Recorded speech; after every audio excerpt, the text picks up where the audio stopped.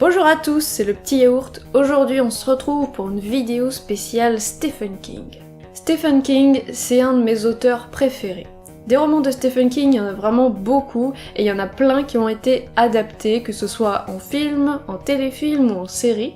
Mais faut le dire, Stephen King c'est un peu le roi, c'est pas de sa faute, mais le roi des adaptations un peu foireuses, merdiques et un peu cheap, notamment dans les années 80, 90, 2000 aussi, en fait. Je crois que la palme, c'était les téléfilms. Récemment, ils ont passé à la télé Salem's Lot, Ah, ça durait des plombs, c'était des téléfilms à chaque fois de genre 3 heures, c'était hyper long, c'était hyper moche, c'était trop nul. À l'époque, peut-être que ça passait à peu près, mais quand on les revoit aujourd'hui, on se dit mais non, c'est pas possible. Mais il y a eu de super bonnes choses aussi, ne me faites pas dire ce que j'ai pas dit. Il y a eu évidemment Shining, de Stanley Kubrick, qui est évidemment, je pense, peut-être la meilleure adaptation d'un Stephen King. Il y a eu La Ligne Verte, avec Tom Hanks, qui était vachement bien. Et plus récemment, la mini-série 11-22-63, qui était vraiment au top. Voilà, depuis les années 80, il y a toujours eu plus ou moins des adaptations assez régulièrement, mais c'est vrai que ça s'est peut-être un peu tassé vers les années 2000, entre 2000 et 2010, ou en tout cas on n'en entendait pas beaucoup parler. Mais j'ai eu l'impression que depuis la série 11-22-63, il y a eu comme un renouveau, un regain d'énergie pour les adaptations des Stephen King, que ce soit en série ou au cinéma, plus en téléfilm.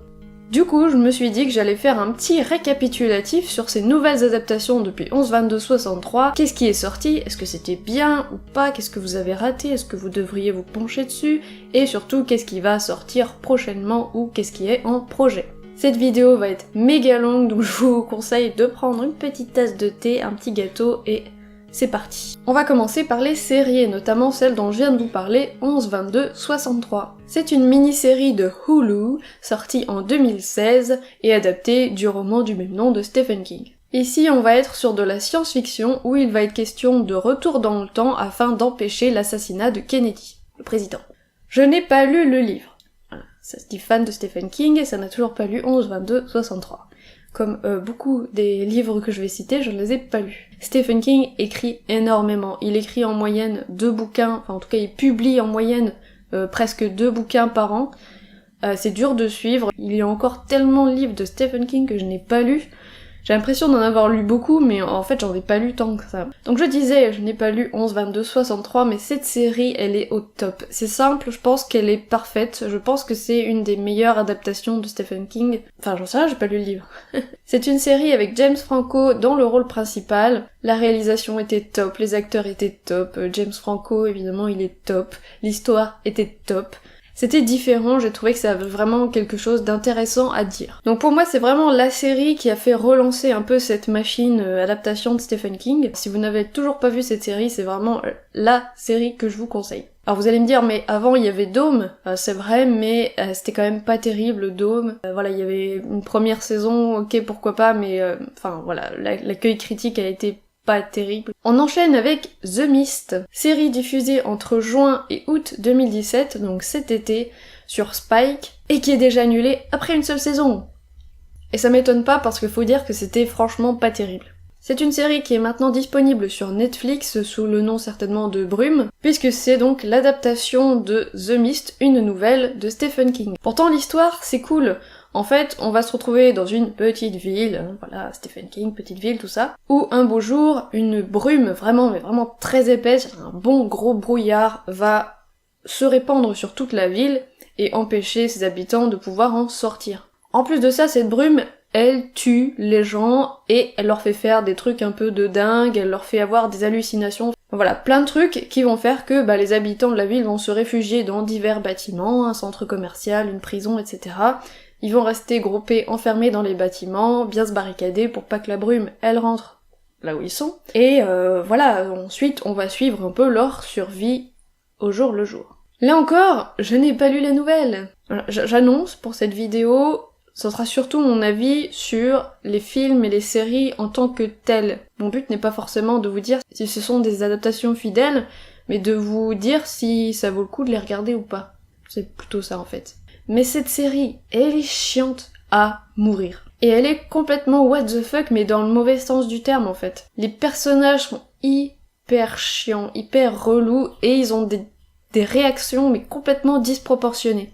C'est des réactions qui ne m'auraient pas forcément dérangé dans le livre, ou si ça avait été amené différemment, mais là c'est vraiment des réactions, on comprend pas, c'est très mal amené. Donc oui, on a les personnages qui sont enfermés, par exemple, voilà, dans un centre commercial, ils commencent tous un peu à psychoter, à devenir un peu dingues. Donc je comprends qu'au bout d'un moment, ils aient des réactions bizarres, il commence à y avoir des violences entre les personnes. Voilà, il y a certaines personnes qui vont être égoïstes, qui vont vouloir garder des choses pour eux, plein de choses comme ça.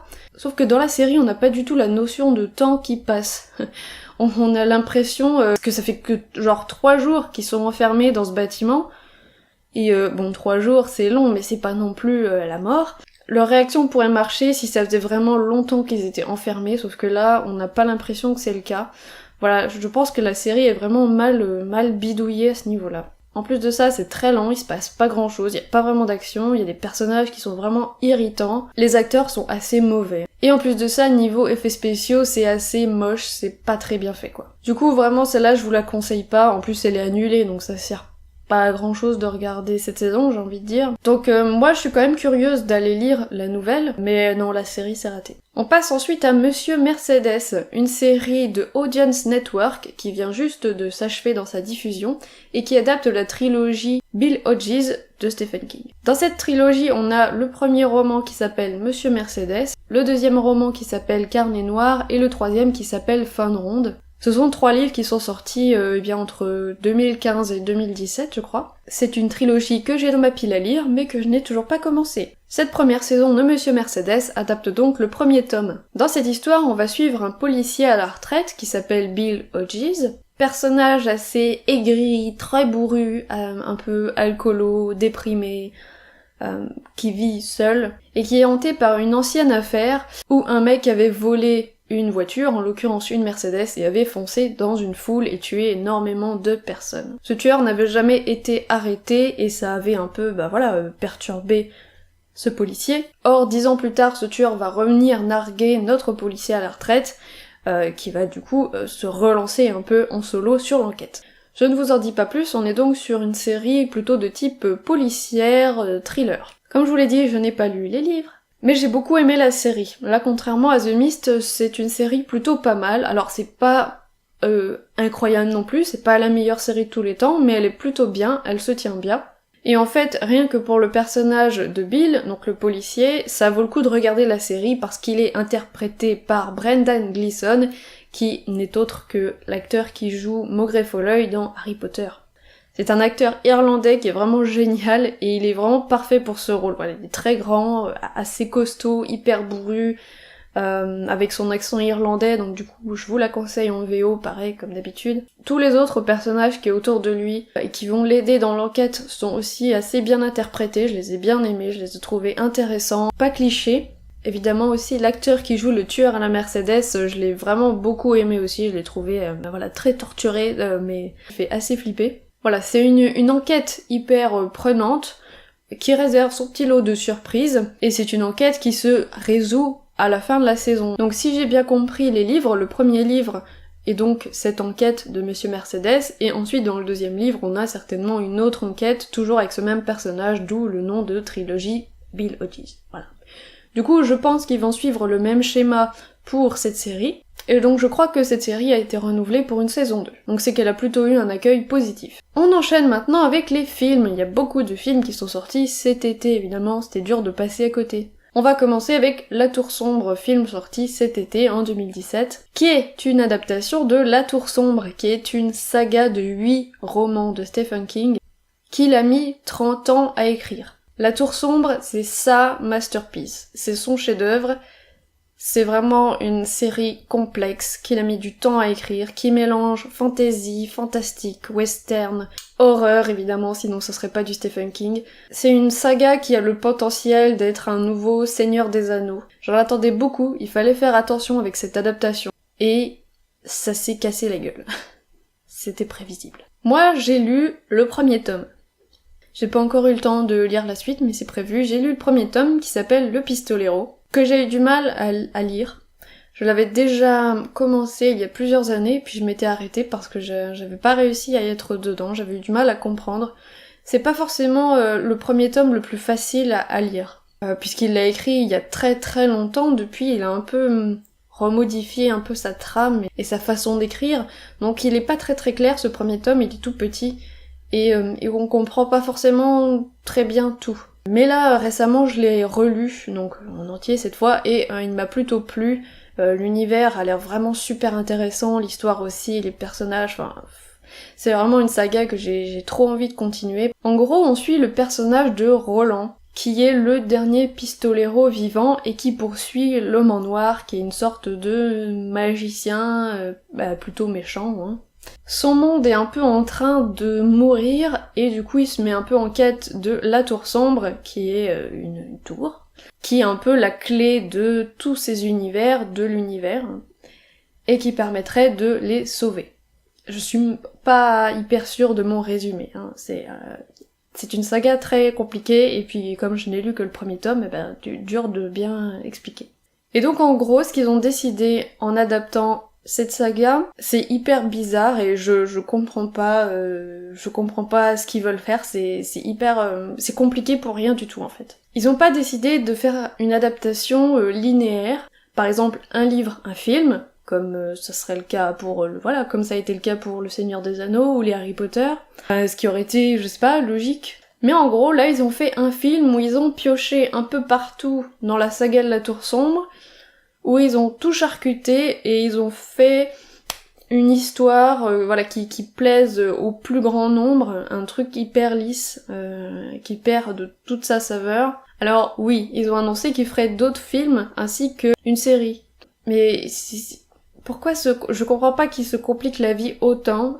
Mon avis est pas tranché encore. Là pour le moment avec ce film, pour moi c'est raté. J'attends de voir vraiment ce qu'ils veulent faire avec les autres films, comment ils vont copier ça et qu'est-ce que sera la série. Ça n'a ni satisfait les fans de Stephen King, ni les gens qui ne connaissaient pas du tout la saga. Après le film il se laisse regarder, il est assez divertissant, hein. Et ils ont choisi Idris Elba dans le rôle du pistolero, et c'est un choix que je valide plutôt bien, ouais. Il incarne plutôt bien le personnage, et ça me plaît bien. Ensuite, ils ont choisi Matthew McConaughey pour jouer l'homme en noir.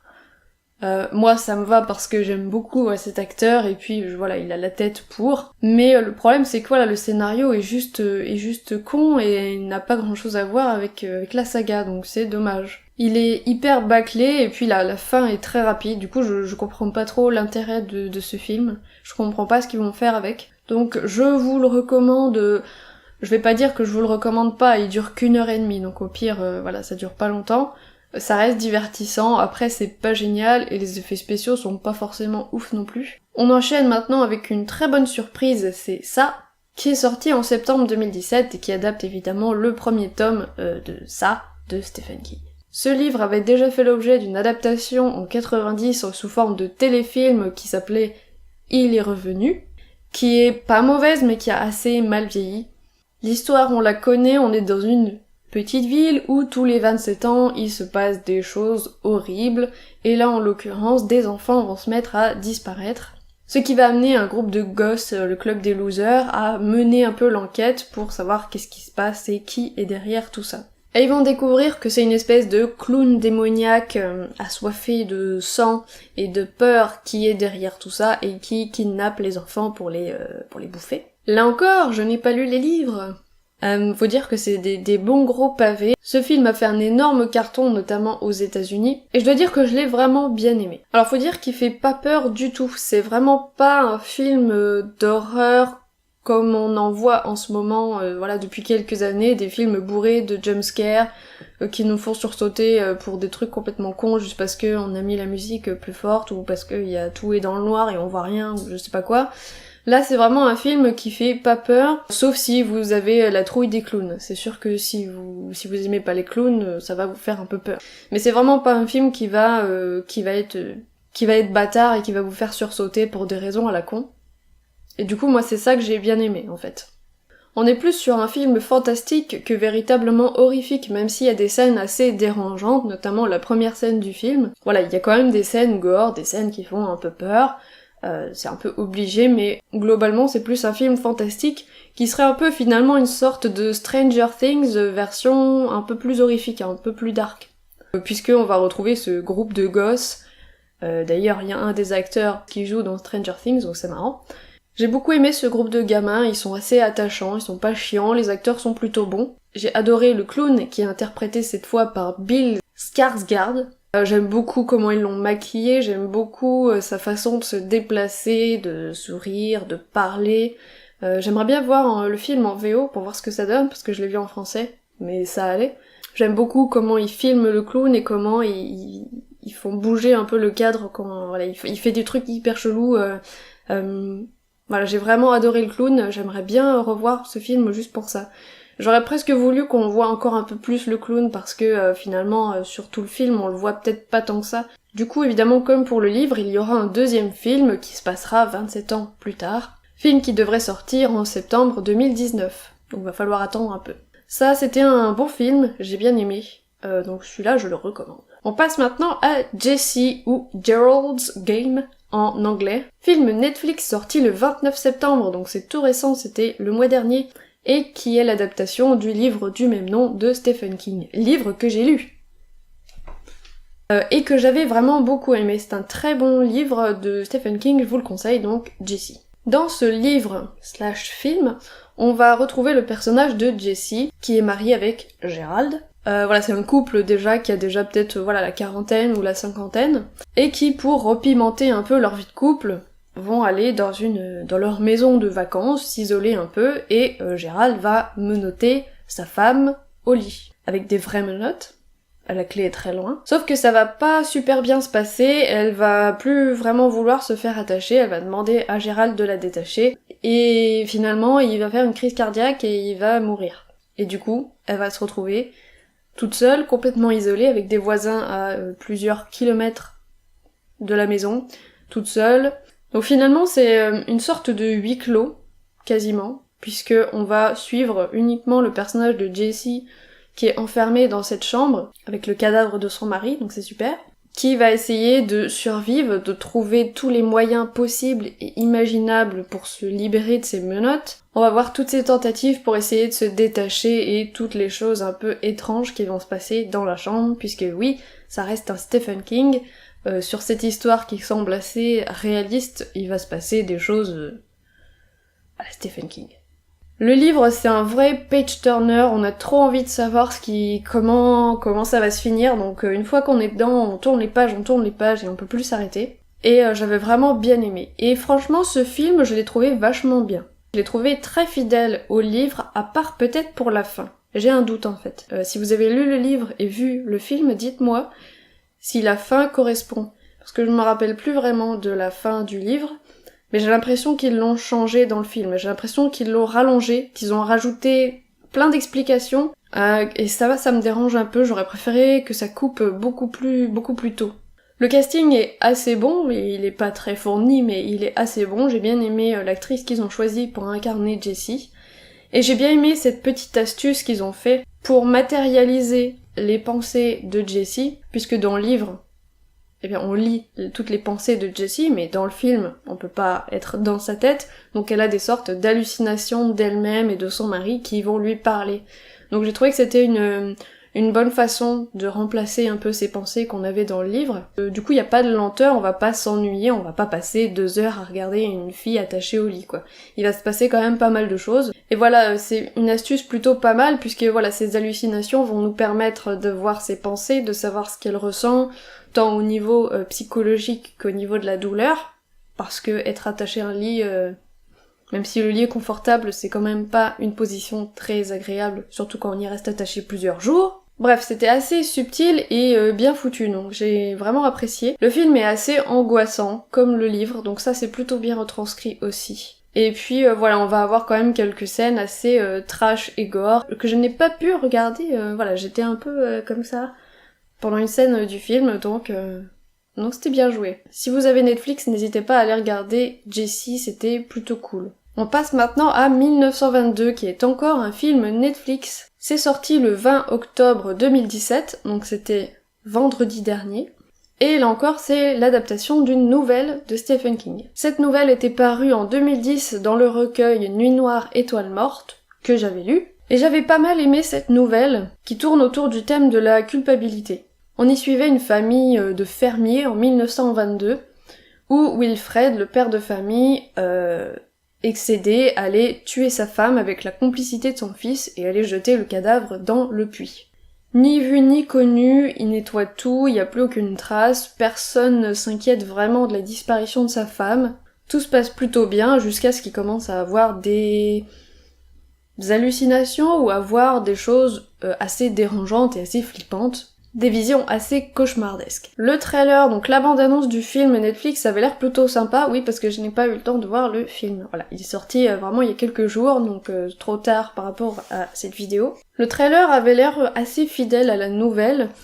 Au niveau de l'acteur qui incarne Wilfred, ils ont choisi un acteur qui jouait dans la série The Expanse, série de science-fiction de chez Sci-Fi qui m'avait pas plu et j'avais pas aimé cet acteur, donc du coup j'ai hâte de voir le film pour voir s'il est meilleur dans ce film.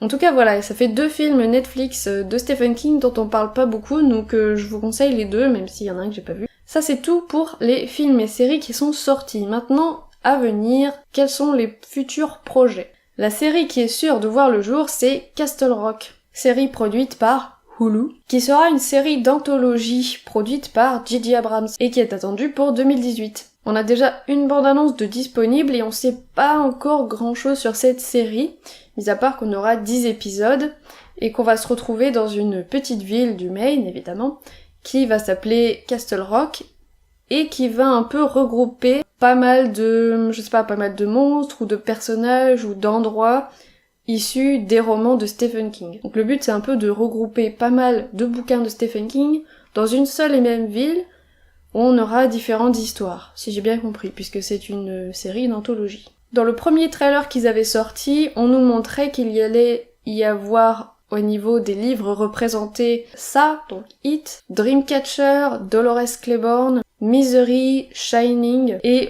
plein d'autres livres donc qui seraient présents dans cette série. C'est hyper intriguant, c'est vraiment la série qui me fait le plus envie, là, en ce moment, au niveau des projets qui sont en cours avec Stephen King. On peut voir que Bill Skarsgård est au casting de cette série, donc c'est l'acteur qui joue le clown Pennywise dans le film ça, donc je sais pas si il va reprendre ce rôle du clown ou pas, donc à voir. En tout cas, dans la nouvelle bande-annonce qu'on peut voir, on voit Bill Skarsgård pas en clown. Plus qu'à attendre 2018. Maintenant, on va passer aux séries ou films qui sont en projet et dont on n'est pas sûr qu'ils verront vraiment le jour. Tout d'abord, une nouvelle adaptation de Salem. Salem qui avait eu droit à un téléfilm tout pourri dont j'ai parlé tout à l'heure, qui s'appelait Salem's Lot. Et donc là, on partirait plus sur un long métrage. Donc je vous rappelle l'histoire de Salem. C'est tout bêtement un écrivain qui revient dans sa ville natale et découvre que pas mal de gens ont été transformés en vampires. Je n'ai pas lu le livre et c'est pas forcément celui qui me tente le plus. Voilà, les vampires, vous savez que c'est pas forcément super mon truc. Voilà, du coup c'est un projet qui me laisse un peu dubitative. On verra, pas de date de sortie, on sait pas encore qui bosse sur le projet. Ensuite, il y aurait une réadaptation du Fléau. Le Fléau avait déjà été adapté en 94 sous la forme d'une mini-série dont je vous ai parlé tout à l'heure avec Gary Sinise. Téléfilm qui était pas terrible, assez moche et hyper lent et c'était chiant. Et donc là, il ferait une nouvelle adaptation sous la forme d'une série pour Showtime ou CBS. Dans le Fléau, on est un peu dans un monde post-apo, un peu à la Walking Dead mais sans les zombies. Moi j'avais lu les livres et j'avais pas trop aimé, j'avais beaucoup aimé l'ambiance, voilà, post-apo, c'est quelque chose que j'aime bien. Mais j'avais vraiment pas du tout aimé la fin. C'était assez long. C'était très lent comme livre, c'est probablement le livre qui m'a déçu de Stephen King, et à la fin je m'étais dit tout ça pour ça. C'était un peu décevant, mais j'avais bien aimé l'ambiance post-apocalyptique avec ce virus qui avait décimé 99% de la population. Du coup j'attends de voir ce que ça peut donner sous la forme d'une série bien actuelle. Donc là pareil, pas de date de sortie, on n'en sait pas plus pour l'instant. Et enfin, le dernier projet / rumeur qui est sorti assez récemment, c'est une adaptation du Talisman des territoires, que Stephen King avait coécrit avec Peter Straub et qui serait là adapté en film. Et donc là on a un nom, on aurait Josh Boone qui serait actuellement en train de bosser sur le script. Me demandez pas qui c'est, je sais pas. Là encore je n'ai pas lu le livre mais il me tente vachement parce que du coup je connaissais pas du tout ce livre, même pas de nom, et je suis allée voir et apparemment voilà c'est une histoire avec des fées, des démons et un petit garçon, donc là on serait plutôt dans la fantasy, donc moi ça me parle et du coup je vais peut-être aller lire le livre pour voir si c'est cool ou pas. Et je n'ai pas plus d'infos. Ce sera un film mais je sais pas s'il sortira et je ne sais pas quand. Voilà, c'est tout pour cette petite vidéo qui vous parlait des dernières adaptations cinématographiques ou sérietographiques. Je sais pas. Voilà, c'était une vidéo un peu longue mais c'est vrai que j'avais vraiment envie de la faire. Et puis c'est vrai que ça faisait un petit moment aussi qu'on n'avait pas fait de vidéo cinéma sur la chaîne. Non pas qu'on ne va plus voir de films au cinéma, on va toujours en voir pas mal, mais c'est vrai qu'on n'a pas encore trouvé le bon format de vidéo pour vous en parler.